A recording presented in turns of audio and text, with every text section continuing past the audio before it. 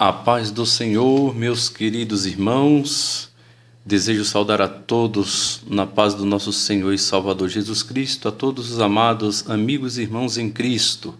Glorificado seja Deus através da sua vida, e nós estamos nesta oportunidade dando continuidade na sequência de nossas lições da Escola Bíblica Dominical, Betel Dominical.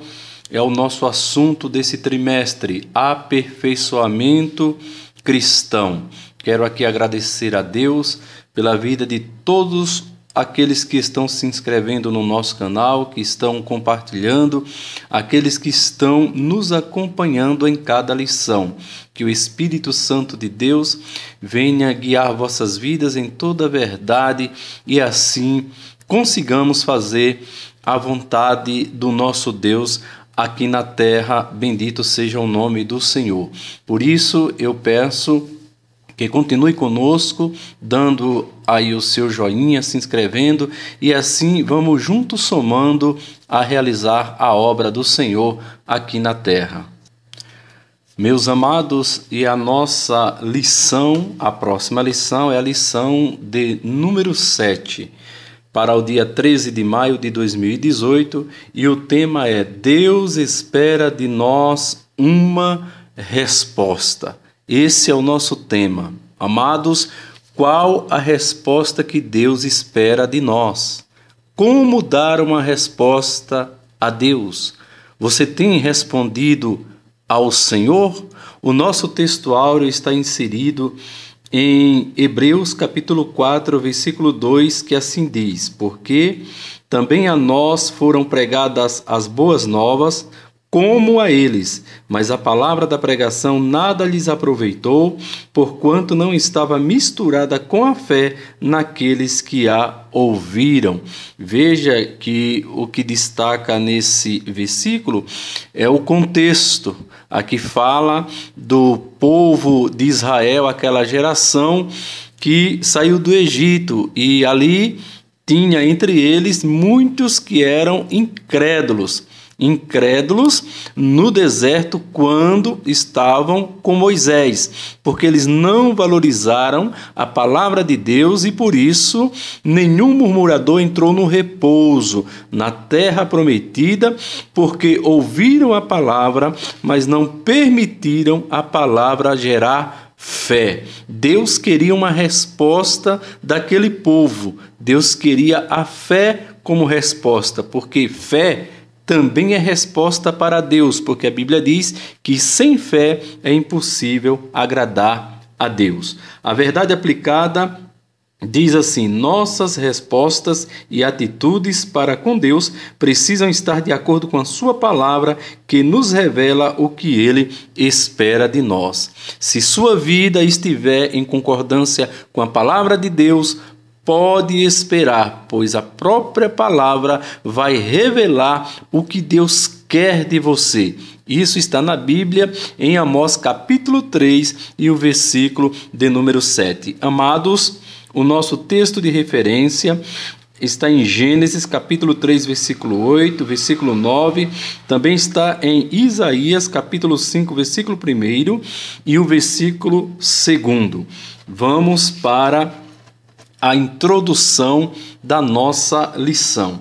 A introdução diz: fomos criados para vivermos em comunhão com Deus. É verdade, meus amados, Deus nos criou na intenção de assim vivermos em comunhão com Ele. Infelizmente, meus amados, o pecado, além de matar espiritualmente e até fisicamente, ele também distancia, ele deixa longe, muito longe, o homem de Deus. O tópico 1 diz assim: por Deus e para Deus.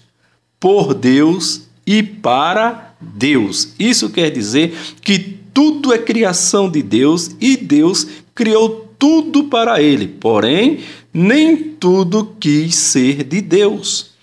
Lúcifer, quando foi criado por Deus, mas não quis ser de Deus. E até o homem Deus criou para ele. Deus não criou o homem para o inferno. É o homem que deseja ir para o inferno. Veja o que Jesus falou em João 3,19. E a condenação é esta, que a luz veio ao mundo e os homens amaram mais as trevas do que a luz, porque as suas obras eram más. Amados irmãos, o homem foi criado distinto de todos os demais seres, porque foi criado à imagem e semelhança de Deus. Isso está no Gênesis, capítulo 1, versículo 26. E Deus deu capacidade ao homem de se relacionar com o seu Criador. Vamos para o tópico 1, subtópico 1, que diz: a revelação de Deus. Amados, qual a necessidade de Deus se revelar ao homem? Primeiro, abençoar. Meus amados irmãos, é o maior desejo no coração de Deus, ontem, hoje e eternamente, abençoar o homem. É isto que a Bíblia diz no Gênesis, capítulo 1 e o versículo de número 26. Gênesis 1, 26, assim diz a palavra de Deus.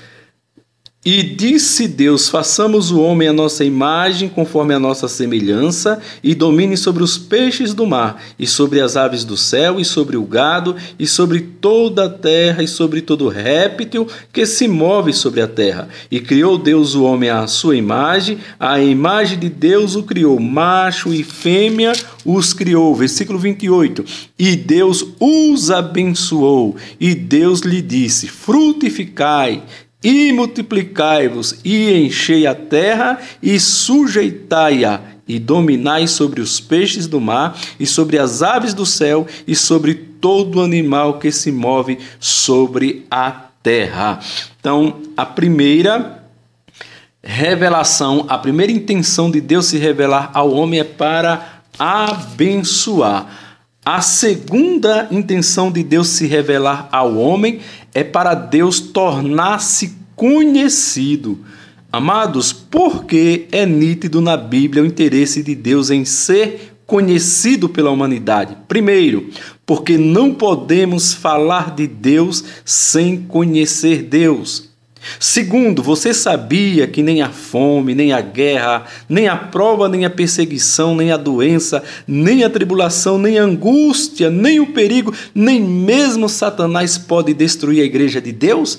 Não pode, mas tem uma coisa que pode. Isso está em Oséias capítulo 4, versículo 6, que diz: o meu povo foi destruído porque lhe faltou conhecimento. Amados, quem conhece Deus nunca será abalado, jamais será destruído. Vamos para o tópico 1, subtópico 2, que diz: fomos criados para Deus. Amados, Deus insiste e persiste em buscar o homem, em busca do homem, porque em Deus há o amor incondicional. O que é isso? É que o amor que existe em Deus é um tipo de amor que, ainda que o homem se torne inimigo de Deus, Deus está sempre buscando para amá-lo, perdoá-lo e para abençoá-lo. Veja que após a queda do primeiro casal, foi Deus quem procurou o caído e o doente. O casal estava caído porque estava envergonhado, estava doente porque estava com medo. Assim ficou o casal após a queda. É a prova, meus irmãos, que Deus não abandona aquilo que Ele criou para Ele. Só se perde de Deus quem se entrega ao erro, ao pecado deliberadamente. Mesmo assim, Deus tem sempre procurado o que é dele. Não importa o quanto alguém possa estar desbotado pelo pecado, importante é que, se alguém falar para essa pessoa que ele não foi criado para ser destruído pelo vício, pela prostituição, pela mentira ou pelo diabo, mas é importante dizer que ele foi criado para Deus. Amados, Tópico 1, subtópico 3, que diz: os exemplos das diferentes gerações de Israel. Aqui se refere ao povo de Israel desde a saída do Egito até a entrada, a posse da terra prometida. Houve-se 3 gerações e em cada uma delas um comportamento. A primeira geração que saiu do Egito, embora saindo do Egito, o Egito não saiu daquela geração.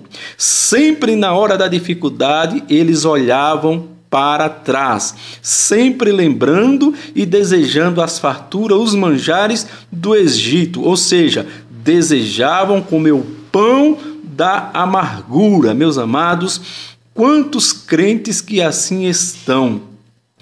Só porque surge uma dificuldade, só porque surge uma luta, uma prova, perde o ânimo e muitas das vezes está querendo desistir de Jesus para comer novamente o pão da amargura na mão do inimigo.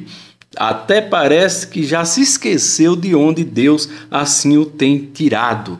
Bendito seja o nome do Senhor, que possamos olhar para Jesus, autor e consumador da nossa fé. A segunda geração foi aquela que entrou na terra prometida, mas se empolgou, ou seja, deixou muitas terras a conquistar. Foi aí que os inimigos tomaram posse. Deus, quando dá a bênção, meus amados, ele dá completa, ele dá uma bênção completa para o seu servo. O homem é que não valoriza e até pode deixar brecha para que o inimigo possa assim usufruir ou embaraçar a bênção que Deus dá ao homem. A terceira geração é a geração que está em Juízes, capítulo de número 2 e o versículo de número 7 a seguir. A Bíblia diz que Josué, após falecer, sepultaram ele no monte de Efraim.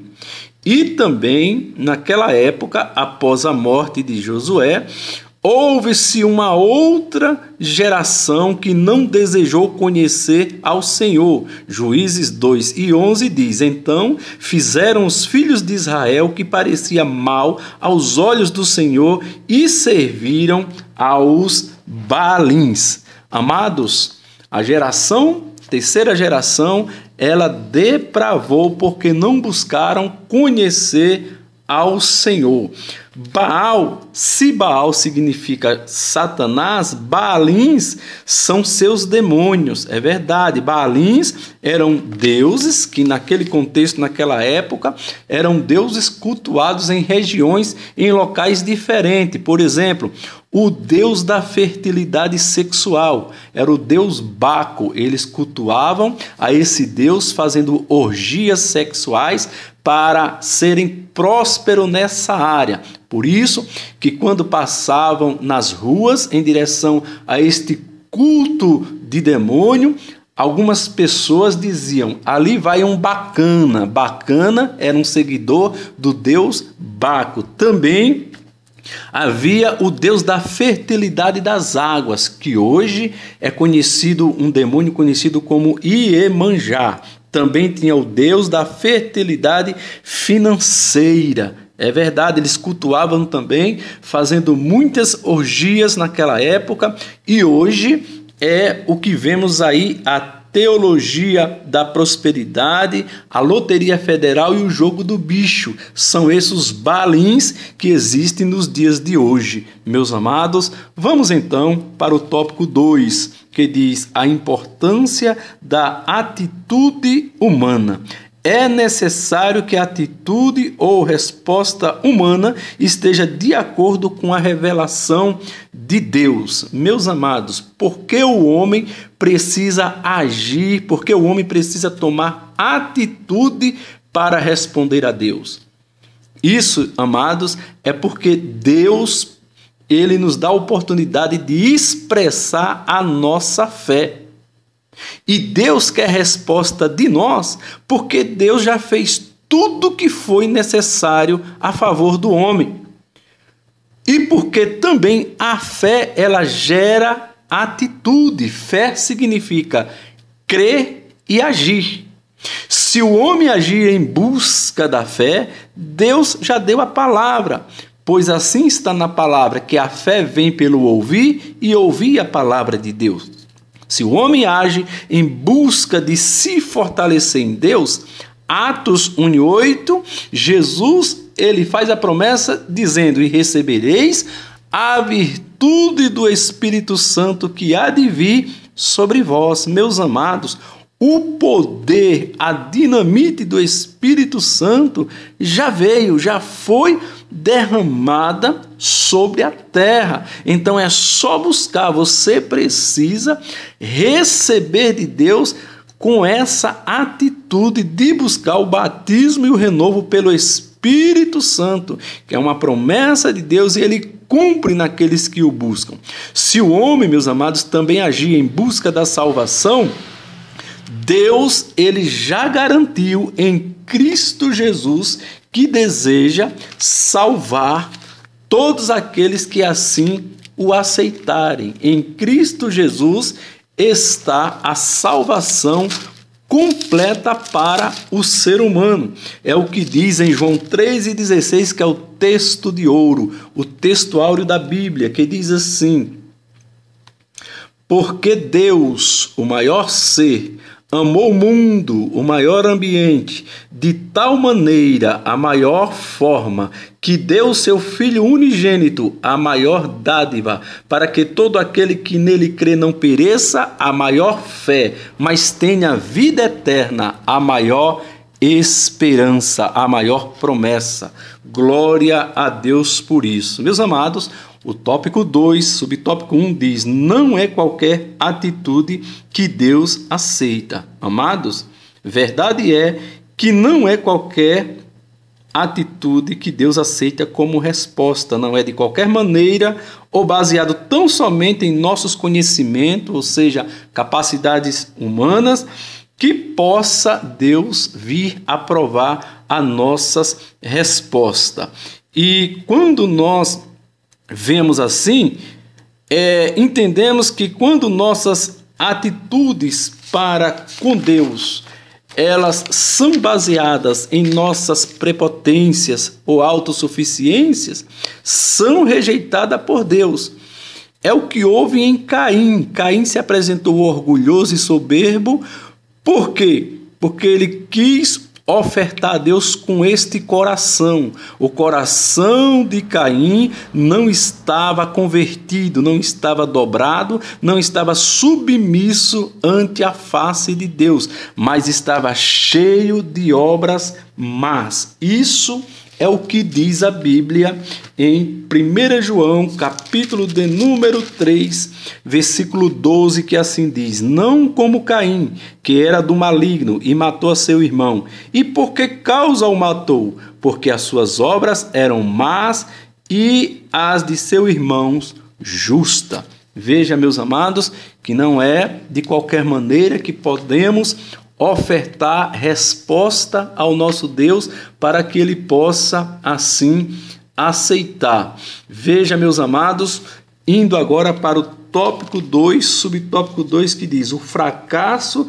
das tentativas humanas. Meus irmãos, embora o homem com toda a sua peripécia, com todo o seu intelecto, com toda a sua sabedoria, toda forma humana de se chegar a Deus é um fracasso. É verdade, no livro do Gênesis, meus amados, nós encontramos um homem muito poderoso na terra, mas um grande fracassado diante de Deus. Gênesis, no capítulo 10, a partir do versículo 8, você vai encontrar ali o texto falando de Nimrod. Nimrod, Gênesis capítulo 10, versículo 8 a seguir. Nimrod, e o seu intento maior era construir a torre de Babel, cujo cume dessa torre tocasse nos céus. Amados, uma loucura humana. Babel significa confundir. É verdade, porque Deus confundiu a língua, o idioma de todos que ali estavam. Deus não permitiu aquela loucura humana seguir avante, pois o maior fracasso do homem é querer chegar a Deus sem o legítimo caminho, fora do verdadeiro caminho que é Jesus. Olha, amados, o povo se perde em confusão porque ainda não entenderam que só existem dois tipos de religiões. Dois tipos de religiões, a verdadeira e a falsa. Religião nada mais é do que a forma de religar. O homem estava ligado com Deus no Éden, o pecado desligou o homem de Deus espiritualmente e Jesus veio para religar o homem a Deus. Então existe a verdadeira religião e a falsa, dois tipos. A religião falsa é tudo aquilo que o homem faz na terra com as suas próprias mãos para ser religado a Deus. É verdade. Nós vemos isso quando os homens tentam construir hoje muitas torres de Babel, muitos ídolos produzidos por mãos humanas que pensam, os homens que através dessas imagens, dessas esculturas, possam chegar a Deus. Essa é a religião falsa. A religião verdadeira é tudo aquilo que já foi feito no céu para chegar ao homem na terra. E já chegou Jesus. Deus enviou seu Filho unigênito. Então Jesus, ele já foi enviado para a terra. Portanto, religião falsa é aquela feita pela mão do homem na terra para chegar ao céu. Religião verdadeira é aquela que já foi feita no céu, Jesus, para chegar ao homem na terra. E já chegou. Jesus está aqui comigo e aí com você. Toda a arte da imaginação humana para chegar a Deus é um fracasso de tentativa humana. Isso, assim, é considerado por Deus. Amados, vamos para o tópico 2, subtópico 3, que diz a importância de seguir as instruções divinas. Meus amados irmãos, Deus é ordeiro com seu povo. É por isso que Deus estabelece instruções para tudo. É verdade, Deus é ordeiro com seu povo. Toda a igreja só funciona bem se seguir as instruções divinas expostas na palavra de Deus. Abraão obedeceu, mas não saiu de qualquer jeito. Sabe por quê? Em Gênesis capítulo 18, versículo 19, Deus vê no coração de Abraão a intenção de formar o caráter de Deus nas suas gerações. É verdade, a geração vindoura iria ser formada por Abraão de acordo à vontade de Deus. Ele também instruiu a sua casa sobre Deus.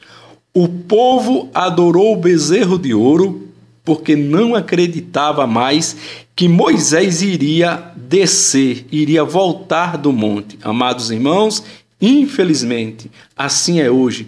Muitos estão buscando adorar bezerros de ouro, teologia da prosperidade. Por quê? Porque não acreditam mais na volta de Jesus. Que Deus venha nos guardar e possamos cantar o hino Maranata, a hora vem, Senhor Jesus. Amados, tópico de número 3, que diz respostas ou atitudes do ser humano. Meus amados, neste último tópico, refletiremos sobre 3 respostas ou atitudes que Deus espera de todos que têm conhecido as boas novas da salvação, que é o Evangelho propriamente dito. Tópico 3, subtópico 1 diz, fé como resposta para Deus. Meus amados, você responde Deus com a fé. É verdade. E quando? Quando você espera sem murmurar, fazendo a sua parte e tendo a sua vida testemunhando que Deus é poderoso para cumprir com a sua palavra. Porque murmurar significa dizer a Deus que ele não tem poder de fazer o que ele falou. Foi o que muitos israelitas disseram no deserto. Embora vivendo, embora presenciando todos os milagres que Deus havia feito, tudo isso não foi suficiente para aquele povo crer em Deus, no Deus que eles serviam. Amados, não deixe a dúvida esfriar a sua fé. Responda a Deus com a fé, ainda que esteja como um grão de mostarda no seu coração, mas Deus espera resposta com fé. Tópico 3, subtópico 2, que diz obediência como resposta de Deus. Amado, outra resposta que Deus espera de nós é através da nossa obediência. A obediência nada mais é que aceitar em si o Evangelho e colocá-lo em prática. Existe a obediência aceitável e a não aceitável.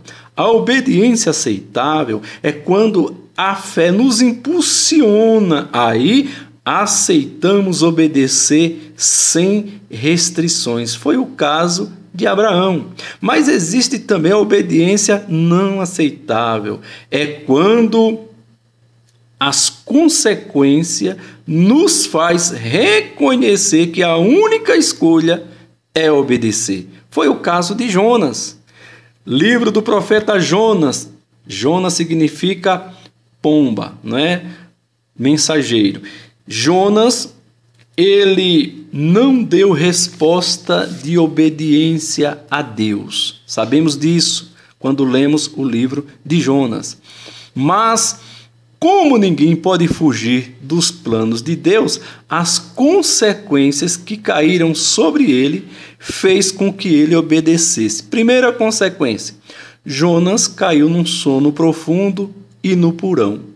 Porão, meus amados, é lugar que as pessoas guardam coisas que talvez não tenham utilidade, coisas inúteis no momento. Quantos hoje estão dormindo o sono espiritual? E pior, meus irmãos, se tornando inúteis na obra do Senhor, só porque não quer obedecer à vontade do Senhor. Amados, veja outra consequência aqui de Jonas. Os marinheiros tiveram que jogar os mantimentos no mar, para que assim o navio não viesse a afundar. Então os marinheiros eles ficaram sem alimento. Jonas causou prejuízo material àqueles homens. Amados, tem muita gente, tem muitos que porque não querem obedecer estão causando prejuízo, não só a si mesmo, como também a todos aqueles que estão à sua volta. Amados, responda a Deus com obediência e tudo vai mudar para melhor na sua vida. Meus irmãos, tópico 3, subtópico 3, o último da nossa lição, que diz frutos como respostas para Deus. Glória a Jesus. Quando frutificamos, estamos dando respostas ao Senhor.